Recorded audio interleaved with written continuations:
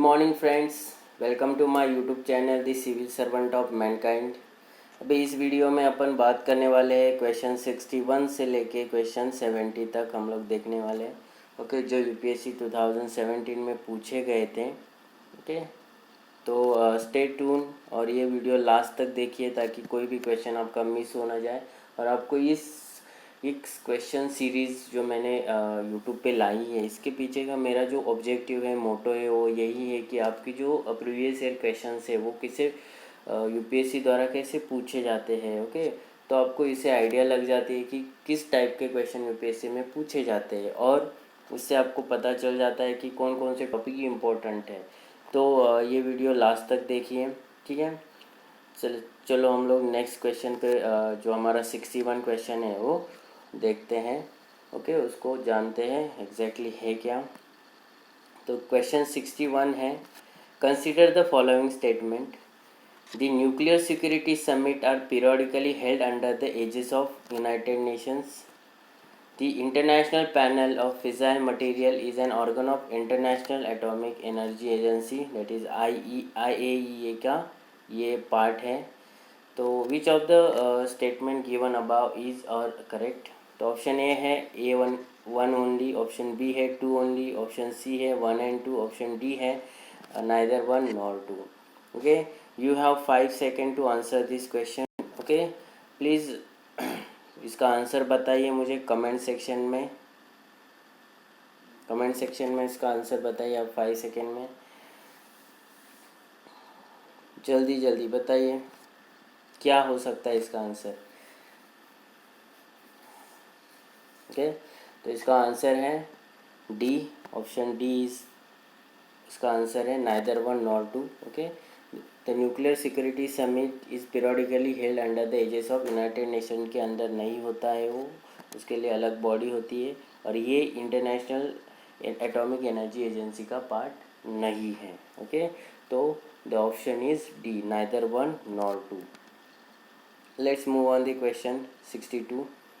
Question number 62 क्या बोलता है, who among the following can join the national pension scheme. जो गवर्नमेंट द्वारा नेशनल पेंशन स्कीम चलाई जाती है, ओके, उसको कौन कौन ज्वाइन कर सकता है।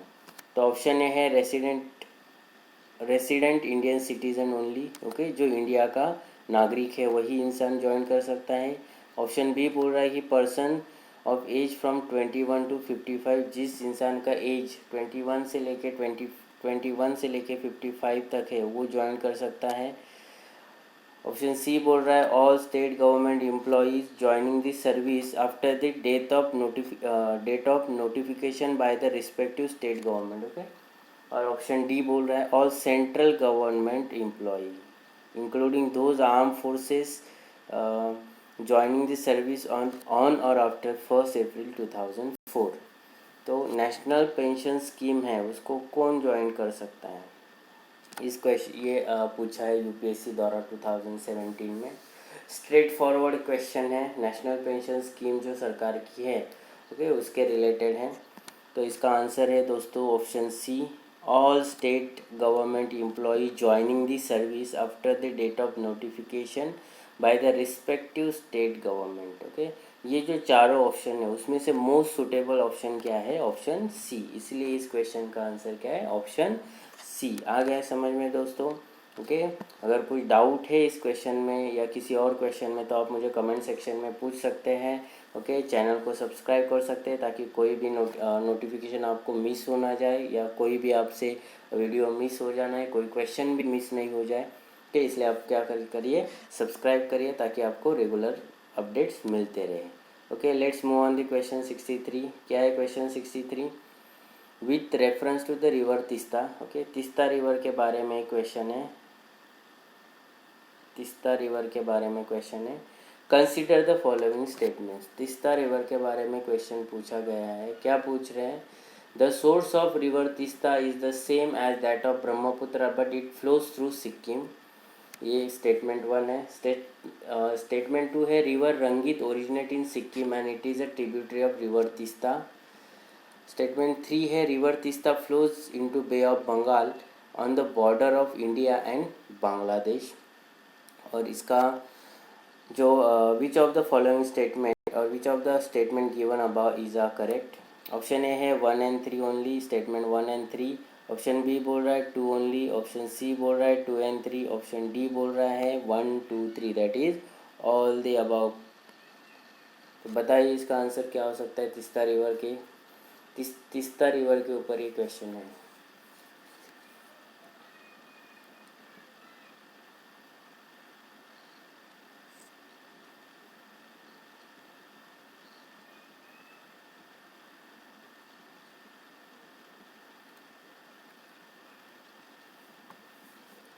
ओके, इसका आंसर क्या है? Option B, that is 2 only. Only second statement is correct, बाकी के दोनों स्टेटमेंट रॉन्ग है। दोनों स्टेटमेंट क्यों रॉन्ग है? देखिए, इनका जो ओरिजिन है तीस्ता रिवर का, ब्रह्मपुत्र रिवर का, okay,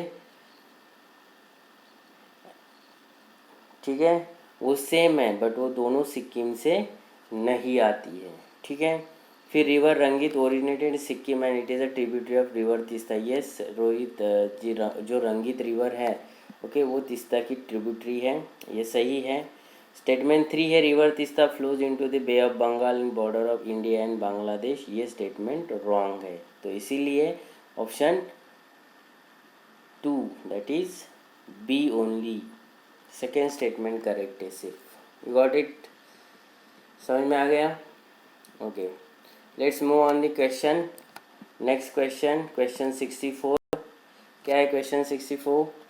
question 64 is consider the following statement: in tropical region Zika virus disease is transmitted by the same mosquito that transmit dengue, okay। and statement 2 है the statement sexual transmission of Zika virus disease is possible, okay। sexually वो transmit हो सकता है, और जो dengue का mosquito होता है वही जीका वायरस को स्प्रेड करता है, ये स्टेटमेंट बोल रहे हैं।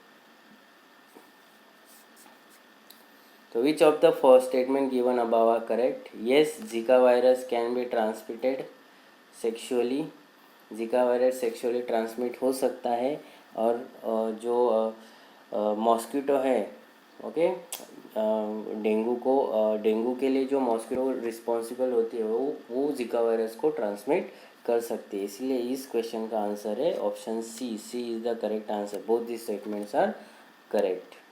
Let's move on the question 65. Question 65 is consider the following statement. Statement 1 है the standard mark of Bureau of Indian Standards, Bureau of Indian Standard, that is BIS, is a mandatory for automotive tire and tubes. AgMark is a quality certification mark issued by the Food and Agriculture Organization. Okay, statement 1 है, statement 2 है। Which of the statement given above is correct? ए है 1 only, B है 2 only, सी है both 1 and 2, D है neither 1 nor 2, okay. सो इस question का answer है option A, that is 1 only. Statement 2 is correct. Agmark ये इंडियन स्टैंडर्ड है, ये फूड एंड एग्रीकल्चर ऑर्गेनाइजेशन नहीं प्रोवाइड करता है, okay. The standard mark of bureau that is बीस की जो स्टैंडर्ड मार्क है वो automobile tyres, automotive tyres and tube के लिए प्रोवाइड की जाती है। इसलिए statement A, one first statement is the correct statement. You got it दोस्तों? चलो let's move on the question 66। क्या है क्वेश्चन 66? क्वेश्चन 66 है with what is the advantages of implementing national agriculture market, okay. जो नाम है गवर्नमेंट ऑफ इंडिया द्वारा national agriculture market, ये जो पोर्टल लॉन्च किया गया है, स्कीम लॉन्च की गई है, इसका जो एडवांटेज है, उसके जो ऑब्जेक्टिव वो क्या है, उसके बारे में क्वेश्चन पूछा गया है। तो स्टेटमेंट 1 है it is a pan India electronic trading portal of agriculture commodity, okay, ये तो करेक्ट स्टेटमेंट है। It provide the farmer access to national wide market with price commensurate with the quality of their produce, okay, ये statement 2 है। Select the correct answer using the code given below. Option A 1 only, option B है 2 only, both 1 and 2, option D है neither 1 nor 2, okay। if you know the exact information about National Agricultural Market Scheme, you will answer this question easily. Okay, ये दोनों भी objective है. नाम national agriculture market का portal launch करने के पीछे, स्कीम लॉन्च करने के पीछे ये दोनों मेन ऑब्जेक्टिव है. इसलिए इस क्वेश्चन का आंसर होता है C. Both statement 1 and statement 2 are correct. Okay, let's move on the next question. Question 67. क्या है question 67? With reference to the national intellectual property right policy consider the following statement. Okay, statement 1 है it reiterate the India's commitment to the Doha Development Agenda and the TRIPS Agreement. Department of Industrial Policy and Promotion, that is DIPP, okay, is the nodal agency for regulating intellectual property rights in India. Which of the above statement is correct? Statement A है 1 and 2. Option A है 1, option B है 2, both 1 and 2, neither 1 nor 2. Okay, both the statements are correct, that is option C. C is the correct answer. Okay, ये Doha agreement का जो Doha development agenda है and TRIPS agreement का commitment है, और department of industrial policy and promotion इसको national intellectual property right policy को implement करती है. ठीक है दोस्तों, let's move on the next question. Question 68. क्या है क्वेश्चन 68? क्वेश्चन 68 है according to the wild life protection act 1972 which of the following animal can not be hunted by any person except under the some provision provided by law. तो first है gharial, then Indian wild ass, then wild buffalo. Okay, select the correct answer using the code given below, that is 1 only, B 2 and 3, C 1 and 3, D 1 2 3. तो जो wild life protection act 1972 लाया गया था, okay, इसके पीछे का जो मकसद था वो यही था to protect the wild life और वाइल्ड एनिमल्स है उनको प्रोटेक्ट करना. तो ये तीनों भी उसमें शामिल थे, gharial, Indian wild ass, wild buffalo. तो इसलिए इस क्वेश्चन का आंसर होता है option D 1 2 and 3. Got it. Let's move on the question 69. क्या है question 69? Which of the following statement is are true of fundamental duties of Indian citizens. Okay, statement 1 है a legislative process has been provided to enforce these duties, and statement 2 है they are correlative to legal duties. Select the correct answer using the code given below. Okay, 1 only, 2 only, both 1 and 2, neither 1 and nor 2. Okay, so fundamental duties are not enforceable, okay, and they are correlative to legality. No, they are not correlative to legal duties. इसीलिए इस question का answer होता है option D, neither 1 nor 2. Okay, got it. Let's move on the last question of this chapter or this lecture, that is question number 70. With reference to the Quality Council of India, consider the following statement. Statement 1 है Quality Council of India was set up jointly by the Government of India and the Indian industry. Statement 2 है Chairman of QCI, that is Quality Council of India, is appointed by Prime Minister on the recommendation of industry to the government. Okay, which of the above statement are correct? 1 only, 2 only, both 1 and 2, neither 1 nor 2. Okay, it's a easy question, straight forward question. Quality Council के बारे में है. Okay, so it is a joint initiative of Government of India and industry. Indian industry जो है उनका ये joint collaboration objectively जो मतलब एक्टिविटी है. और जो चेयरमैन होता है क्वालिटी काउंसिल ऑफ इंडिया का, ओके, उसको अपॉइंट कौन करता है? Prime minister, by the recommendation of industry. Industry government को रिकमेंड करती है कि ये हमें क्वालिटी काउंसिल ऑफ इंडिया का चेयरमैन चाहिए. इससे फिर प्राइम मिनिस्टर उसको अपॉइंट करते हैं.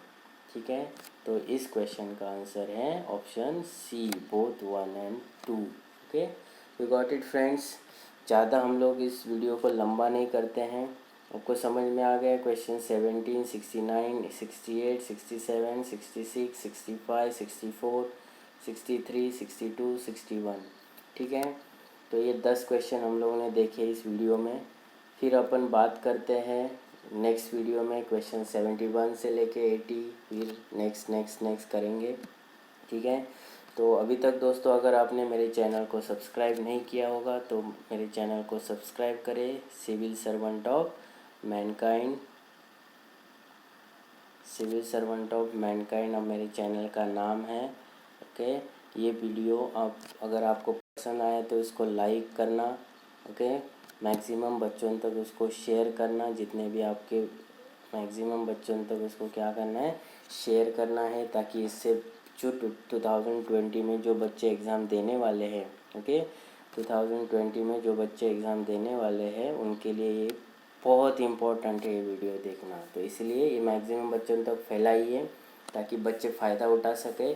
शेयर करना है, इसको लाइक करना है, अगर किसी क्वेश्चन में डाउट है तो कमेंट करना है, और जाते जाते इस वीडियो को एक लाइक ज़रूर ठोक के जाना है। चलिए दोस्तों, मिलते हैं नेक्स्ट वीडियो में। ओके, धन्यवाद।